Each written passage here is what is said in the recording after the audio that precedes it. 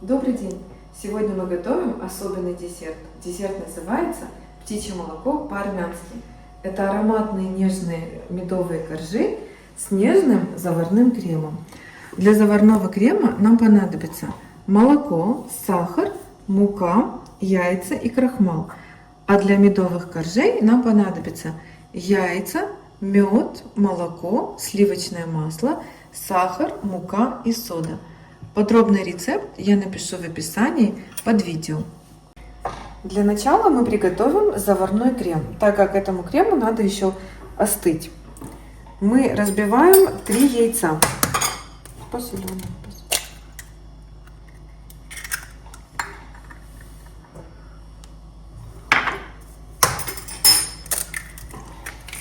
К яйцам мы добавим щепотку соли. Соль дает баланс вкуса. Добавляем сахар.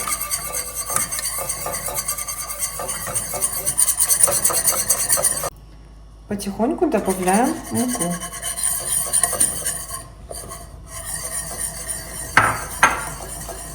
И к муке добавим крахмал кукурузный.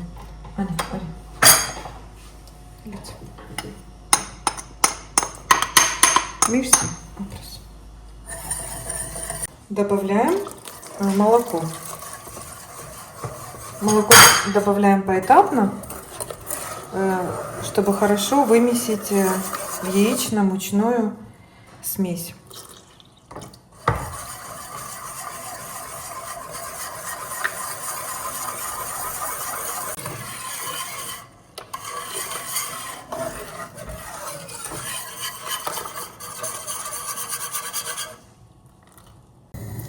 Мы добавили все молоко. Ставим на газ на медленный огонь и варим заварной крем, постоянно помешивая.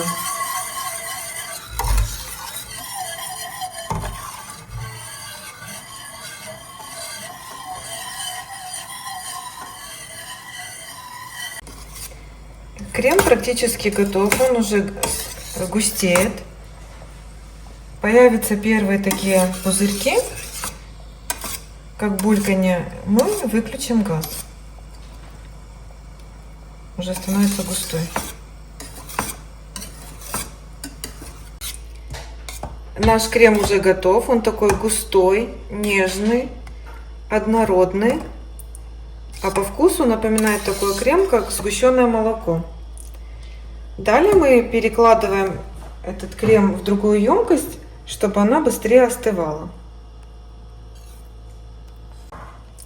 Накрываем крем пищевой пленкой в контакт, вот так, чтобы крем во время остывания не заветрился и не было корочек у нас. И оставляем до полного остывания. Хочу показать, какой мукой я пользуюсь, потому что вы часто меня спрашиваете. Мука вот такая, высший сорт. Мне очень нравится, я ею довольна очень.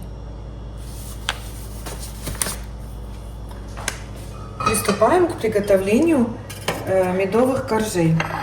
Нам понадобится 4 яйца.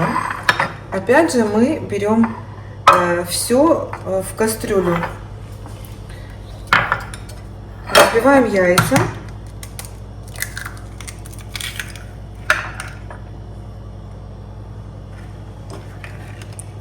Разбиваем по одному, так как может попасть скорлупа или какие-то сгустки. Мы проверяем в отдельном тарелке качество яйца, а потом уже перекладываем в кастрюлю.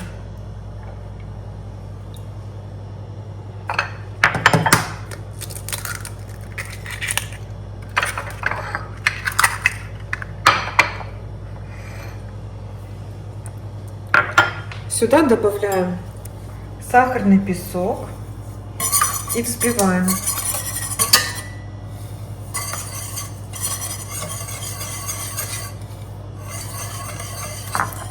Добавляем молоко к яйцам и сахару.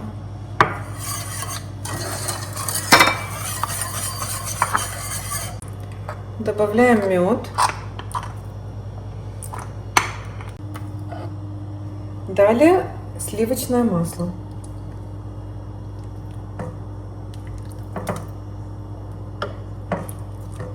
Недавно мне написали комментарии за яйца, что яйца нужно отдельно разбивать в тарелку, потом добавлять в емкость. Это действительно правильный совет. Спасибо большое. Ставим на огонь и завариваем тесто. Очень многие готовят такое тесто на водяной бане. Я всегда готовлю прямо в кастрюле, у меня хорошо получается. Мы так варим, чтобы растворилось масло сливочное и сахар. Постоянно помешиваем, потому что яйца, чтобы не свернулись, не сварились.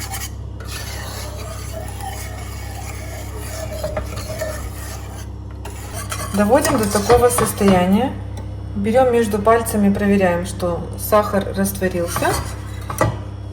Значит, можно дальше добавлять 1 чайную ложку соды. И опять тщательно перемешиваем. Сейчас произойдет реакция сода с медом.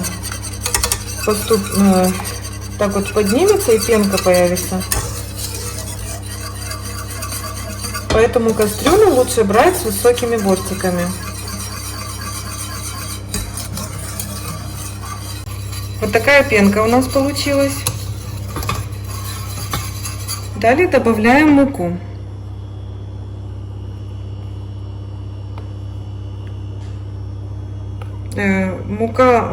Муку сразу не добавляем, а поэтапно. И выключаем газ обязательно. И вот так тщательно очень перемешиваем. Пока венчиком, а потом мы переложим на коврик.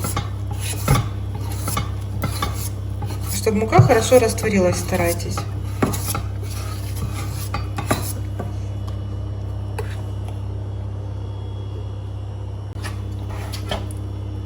Вот такое тесто. Перекладываем на коврик. Немножко припыляем мукой. И вот так перекладываем сюда.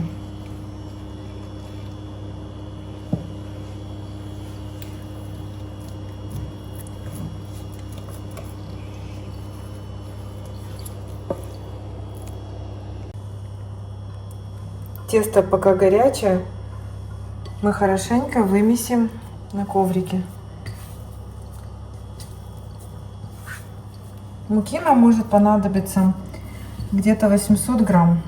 Может чуть меньше, но обычно у меня уходит 800 грамм. Тесто горячее, аккуратно.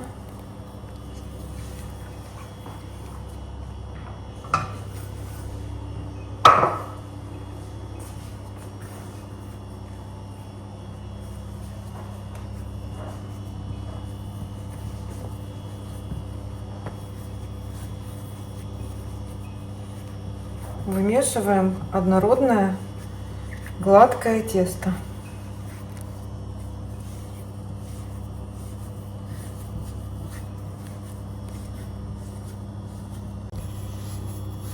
Вот такое тесто у нас получилось. Старайтесь не забивать мукой тесто, чтобы оно было мягкое и нежное. Мы взвешиваем, сколько у нас получилось всего, чтобы мы знали, по сколько грамм каждый колобок у нас будет. Кило 500. Нам надо разделить это тесто на 7 частей. Делаем такую колбаску. И приблизительно делим где-то на 200-220 грамм.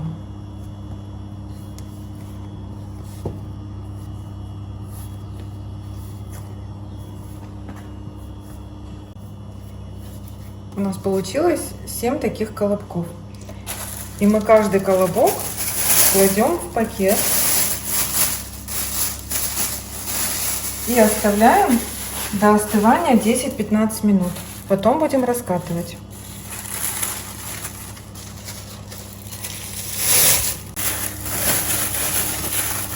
Достаем из пакета колобок наш и раскатываем очень тонко.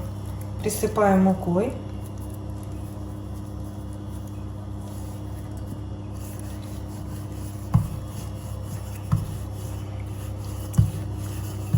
Тут в составе есть мед, и присыпаем щедро мукой, чтобы тесто не прилипало ни к скалке, ни к коврику.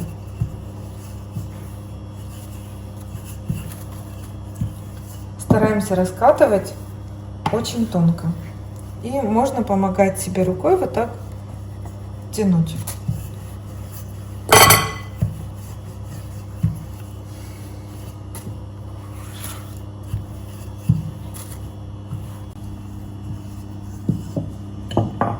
Все, раскатали. Отправляем на противень.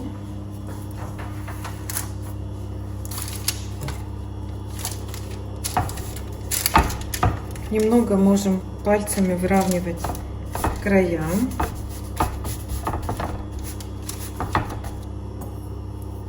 И вот так протыкаем немного вилкой. И отправляем в заранее разогретую духовку на 5-7 минут при 170 градусах.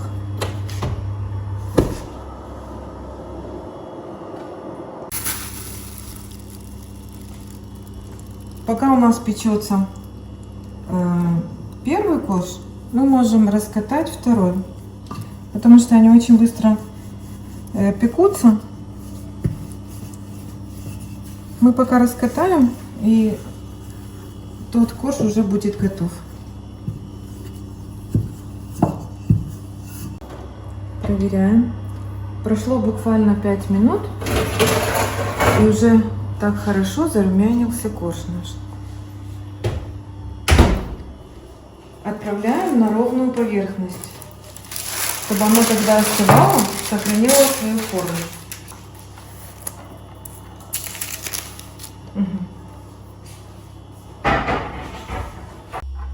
Приготовим крем. Взбиваем сливочное масло.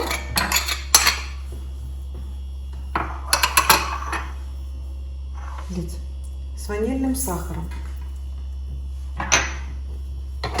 Взбиваем до бела. Спасибо, не меняется.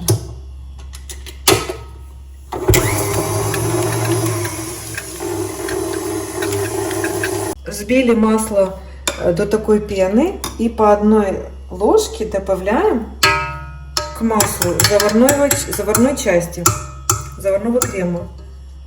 И взбиваем. Спасибо. Добавили всю заварную часть крема, и в конце я всегда добавляю несколько столовых ложек сгущенного молока. От этого крем становится еще нежнее, еще вкуснее.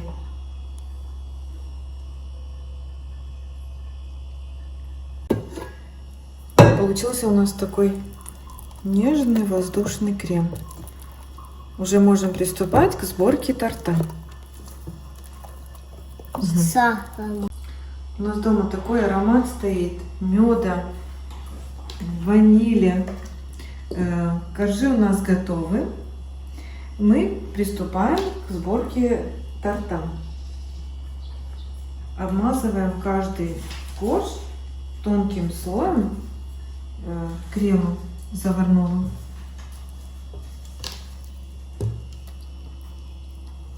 Каждый слой мы обмазываем корж, крем, корж, кроме самого последнего коржа.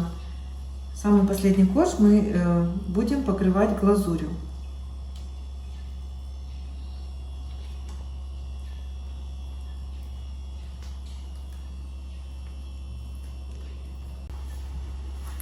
Продолжаем обмазывать кремом коржи.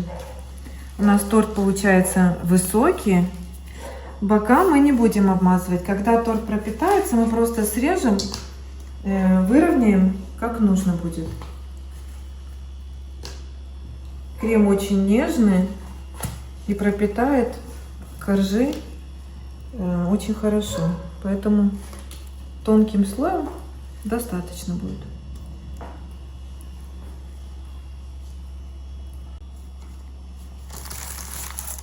Кладем последний корж, немного придавливаем и отправляем в холодильник для пропитки. Тем временем, тем временем будем готовить глазурь.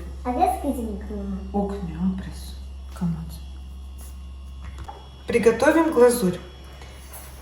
Сахар с какао мешаем в кастрюле.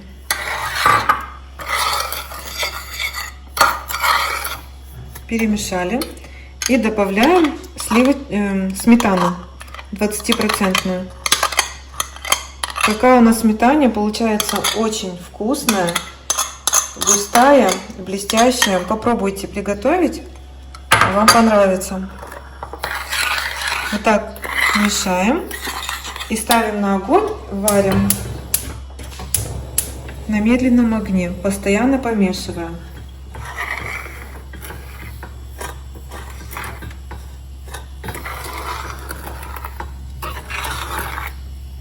Сахар растает, смешается со сметаной и получится блестящая и красивая глазурь.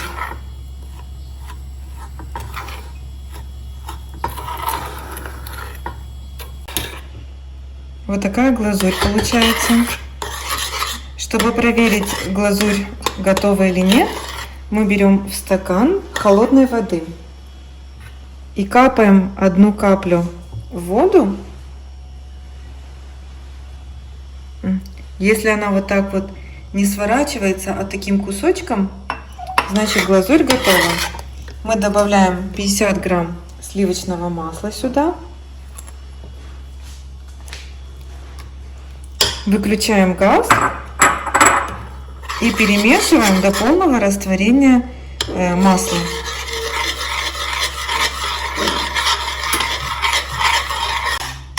Глазурь уже остыла. И мы можем распределить по торту. La foto galiciane. Ici du sucre. Езим всякие. Примочка, смешки.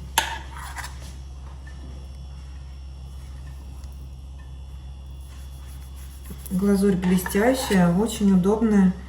Она густая и не вытекает с торта. Еще она темка. Покрыли торт глазурью и даем настояться 1–1,5 часа в холодильнике. Перед подачей мы выравниваем края, чтобы было красиво.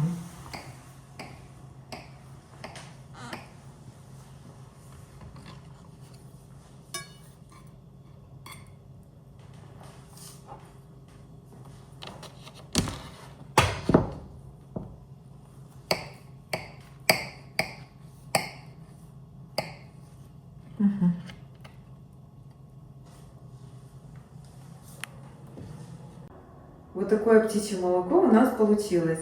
Я когда пеку такой торт, у меня ностальгия по детству в Армении. Я очень рада, что я поделилась с вами этим рецептом. Сейчас мы попробуем, какой он в разрезе. Мягкий, нежный. Они там кстати? Да.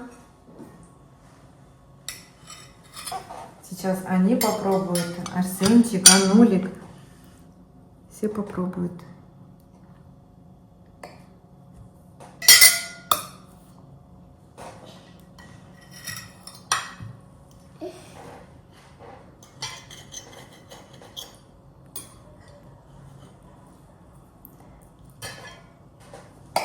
Ануль, дуже старый. Аня загамова?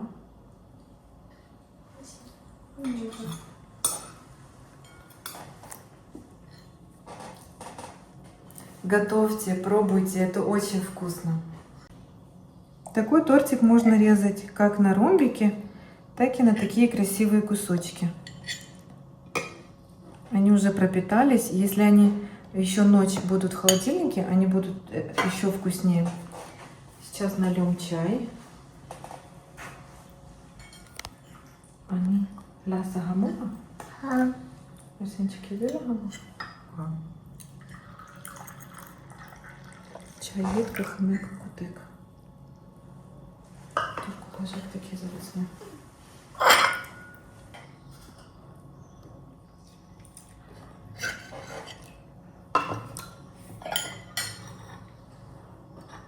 Угу.